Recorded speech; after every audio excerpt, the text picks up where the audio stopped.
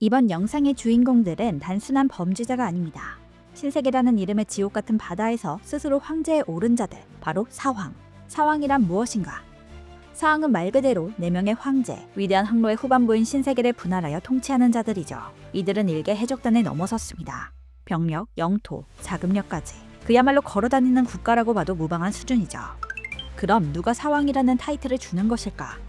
실무에는 세계 정부에서 명확하게 임명하는 것과 달리 사황은 스스로 세력을 키워 자연스럽게 군림하게 된 결과물로 아무래도 언론과 민심 그리고 해군에 영향을 주는 것으로 판단되죠. 몇 가지 사례를 보면 첫 번째는 해군의 정보, 장교 브랜뉴의 보고입니다. 그는 회의에서 직접 이렇게 말합니다. 밀짚 모자와 버기를 새로운 사황으로 간주하고, 즉 해군 내부적으로 사황을 관리 대상으로 공식 등록한다는 뜻입니다. 두 번째는 CP0 로브루치의 사례입니다. 루치가 루피에게 달려들려고 하자 카쿠가 다급하게 말리죠. だが手を出すなよルッチ。麦わらが四皇になった以上上の許可なく戦えんぞ。 사왕과 싸우려면 허가가 있어야 한다. 이 말은 정부 입장에서도 사왕과의 충돌은 전쟁을 의미하기에 함부로 건드리지 못하게 하는 규제 장치가 있다는 겁니다. 마지막으로 언론과 민심도 사왕이라는 타이틀에 영향을 주는데 빅뉴스 모르건즈가 뿌리는 언론의 힘, 그리고 민간인들이 느끼는 공포와 인식까지 더해져 사왕의 권위는 완성되죠. 실제로 루피가 잠시 오황이라 불리며 바다를 뒤흔들었던 것도 바로 이 언론의 입김 때문이었습니다. 프라이드. 사왕이라는 이름표는 단순한 칭호가 아닙니다. 해적왕 바로 아래 세계가 공인한 최강이라는 인증 마크죠. 그래서 이들의 자부심은 상당합니다. 빅맘은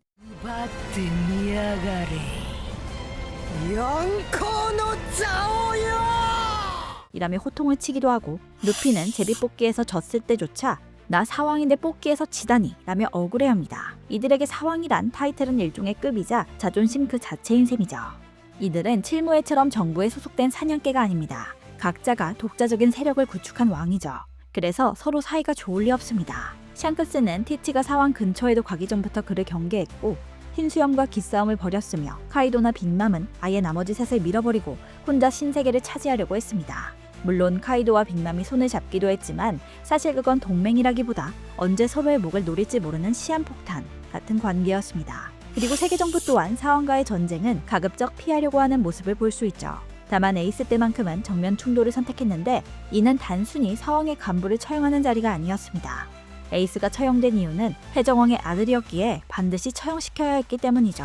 세계정부는 해적왕과 관련된 모든 것을 광적으로 없애려 했습니다. 해적왕의 아이가 있을지도 모른다는 정보를 입수한 해군본부는 악마의 피를 이어받은 아이가 태어나게 해선 안 된다며 그 시기에 태어난 모든 아이와 임신 중인 여성을 조사했습니다. 이때 무고한 아이들과 여성들이 의혹만으로도 희생될 정도로 해적왕의 아이를 죽이려 했죠. 그렇기 때문에 에이스가 해적왕의 자식이라는 것이 밝혀지자 사형을 어떻게든 집행하려 했던 것입니다. 강함의 규격. 이게 사람인가? 세간의 평가는 심플합니다. 흰수염은 세계 최강의 사나이, 카이도는 세계 최강의 생물입니다. 말 그대로 인간의 범주를 벗어난 존재들이죠. 단적인 예들을 볼까요? 흰수염은 늙고 병든 몸에 칼을 맞고도 해군대장 아카이누에게 그 핵꿀밤을 먹여 땅에 박아버렸습니다. 빅맘은 백수 해적단의 2인자 퀸을 단 2방에 정리했고, 불사조 마르코조차 한 손으로 움켜쥐며 제압했습니다. 카이도 또한 날고긴다는 초신성 키드를 털어버리고 와노쿠니의 사무라이 집단을 혼자서 유린했죠. 샹크스는 멀리서 내뿜은 패기만으로 해군 대장을 물러나게 만들었고, 티치는 열매 능력도 없던 시절에 그 샹크스의 얼굴에 지워지지 않는 흉터를 남겼습니다. 결국 사왕이란 상식적인 논리가 통하지 않는 걸어다니는 재앙 그 자체인 것입니다. 하지만 단순히 강하다고 해서 사왕이 될 순 없습니다. 예를 들어 매에눈 미호크는 샹크스와 대등할 정도로 강하다는 묘사가 있지만 사왕의 자리에 오르지는 못했죠. 사왕이 되기 위해서는 더 큰 힘이 필요한데 그것은 바로 군사력입니다. 압도적인 군사력, 사왕은 혼자가 아닙니다. 산하 해적단 또한 이들의 말 한마디에 일제히 움직이는 거대한 군단이죠. 흰수염은 무려 1번부터 16번대까지의 직속 부대와 수십 개의 산하 해적단을 거느린 대가족의 수장이었습니다. 루피 역시 드레스로자 사건 이후 7개의 해적단이 스스로 충성을 맹세하며 밀짚모자 대선단이 결성되었죠. 빅맘은 또 어떻습니까? 자식들로 이루어진 해적단 외에 징베가 이끌었던 태양 해적단이나 배지의 파이어탱크 해적단 같은 쟁쟁한 세력들을 발밑에 두었다는 것을 볼 수 있죠. 카이도는 최고 간부인 대간판 3명을 필두로 그 밑에 6명의 토비로포, 그리고 다양한 계급으로 나누어진 부하들이 있으며 산하 해적단으로 드레이크 해적단, 오네어 해적단, 호킨스 해적단 등을 거느리고 있죠. 검은 수염 해적단도 10명의 거한 선장들이 있으며 분홍 수염 해적단을 산하로 두고 있습니다. 버기 또한 개인의 전투력은 다른 사왕들에 비하면 턱없이 부족하지만 임펠다운의 흉악범들을 대거 포섭한 버기드 딜리버리와 칠무의 소속이었던 미호크와 크로코다일이 합류하면서 사왕의 자리에 오르게 되었습니다. 식민지 사왕은 신세계의 수많은 섬을 자신의 속국으로 거느린 거대한 제왕들입니다. 빅맘은 본인만의 유토피아인 토트랜드를 건설했고 어인섬 같은 곳에서 주기적으로 과자 세금을 거두며 군림하죠. 가이도는 와노쿤이라는 천혜의 요새를 점령해 거대한 무기 공장으로 만들었고 俺が国王黒ひげ王国 검은 수염은 해적들의 낙원이라 불리는 벌집 섬을 본거지로 삼아 그 세력을 확장하고 있습니다. 말 그대로 이들이 깃발 하나만 꽂아두면 그 섬은 세계 정부도 함부로 손대지 못하는 성역이자 치외법권 지역이 되죠. 사왕의 정의. 자, 지금까지의 내용을 정리해볼까요? 사왕이란 결국 자신만의 영토를 가지고 있으며 거대한 직속 군단과 산하 세력을 거느려 바다 전체에 막강한 영향력을 끼치는 자들이라고 정의할 수 있습니다. 단순히 싸움 좀 잘하는 해적이 아니라 세계의 균형을 유지하는 4개의 커다란 축인 셈이죠. 역대 사왕들. 구사왕의 시대 루피가 처음 바다로 나섰을 때 신세계는 철옹성 같았습니다. 흰수염, 카이도, 빅맘, 그리고 샹크스. 이 구사왕 체제는 영원할 것만 같았죠. 하지만 시대의 흐름은 막을 수 없었습니다. 정상 전쟁에서 시대의 상징인 흰수염이 전사하고 그 빈자리를 검은수염 티치가 차지하며 사왕의 판도는 흔들리기 시작합니다. 2년 후 루피가 빅맘의 본거지 토트랜드에 난동을 피운 직후 언론사에 의해서 잠시 오왕의 시대가 도래했습니다. 루피를 5번째 황제라고 치켜세운 거죠. 사실 당시 루피의 무력은 사왕에 비빌 수준은 아니었습니다. 하지만 대중이 주목할 수밖에 없는 명분은 충분했죠. 強力な7つの海賊団を傘下につけており、エースに続き革命軍のナンバー2サボと義兄弟だったという話題性。悪の軍団ジェルマ66、太陽の海賊団、ファイアタンク海賊団をその場で従えた女王の城を破壊した頭脳、1億と10億を超える幹部を倒す強さ。5番目の海の皇帝現る 칠무해준 크로코다일, 게코모리아, 도플라밍고를 쓰러뜨렸으며 징베는 아예 밀짚모자 일당의 일원이 되었고 보아 행콕은 루피의 든든한 아군이 되었습니다. 게다가 빅맘 해적단의 핵심 간부인 카타쿠리와 크래커를 꺾고 토트랜드에서 세계적인 인사들이 모여있는 곳에서 난동을 피우고 도망갔으니 이때부터 루피는 최강의 루키를 넘어 사왕의 턱 밑까지 쫓아가는 존재가 되죠. 그 와노쿠니에서 거대한 사건이 터집니다. 절대 무너지지 않을 것 같던 동맹. 카이도와 빅맘이 루피, 로, 키드, 최악의 세대 연합군에게 패배한 것이죠. 이 전투로 3명 모두에게 30억 벨이라는 현상금이 걸리지만 전쟁의 판도를 바꾼 핵심 인물로 인정받은 루피만이 사왕의 왕자를 물려받습니다. 한편 칠무의 제도가 폐지되면서 바다는 아수라장이 되었습니다. 이때 매에 눈 미호크와 크로코다일이 손을 잡은 괴물 집단 크로스 길드가 탄생하는데 어찌된 영문인지 그 수장으로 추대된 광대 버기가 남은 사왕의 한자리를 꿰차죠. 그리하여 루피, 티치, 샹크스, 버기라는 신사왕 체제가 이렇게 완성됩니다. 현상금. 사왕들의 역대 현상금을 정리하자면 흰수염 50억 4,600만 베리, 카이도 46억 1,110만 베리, 빅맘 43억 8,800만 베리, 샹크스 40억 4,890만 베리, 검은 수염 39억 9,600만 베리, 버기 31억 8,900만 베리, 루피 30억 베리를 기록하고 있습니다. 참고로 해적왕의 현상금은 55억 6,480만 베리. 사실 사왕급쯤 되면 현상금 액수는 큰 의미가 없습니다. 현상금이란 게 원래 민간인이나 현상금 사냥꾼이 범인을 잡아오면 주는 돈인데 해군 본부가 총력전을 벌여도 이길까 말까한 괴물들을 일반인이 잡아온다? 이건 그냥 불가능. 결국 사왕의 현상금은 이 녀석을 잡으면 이만큼 줄게라는 약속이라기보다 세계 정부가 이놈들은 이만큼 위험한 놈들이니 절대 가까이 가지 마라 라는 경고문에 가깝죠. 그럼 이 거액의 현상금은 영원히 그림의 떡일까요? 아닙니다. 현실적인 타겟은 바로 사왕의 간부들이죠. 이들은 선장과 달리 혼자 움직이는 경우가 꽤 있거든요. 에이스는 흰수염 해적단 시절에도 혼자 바다를 떠돌았고 마르코 역시 현재는 홀로 지내고 있어 충분히 사냥꾼들의 표적이 될 수 있습니다.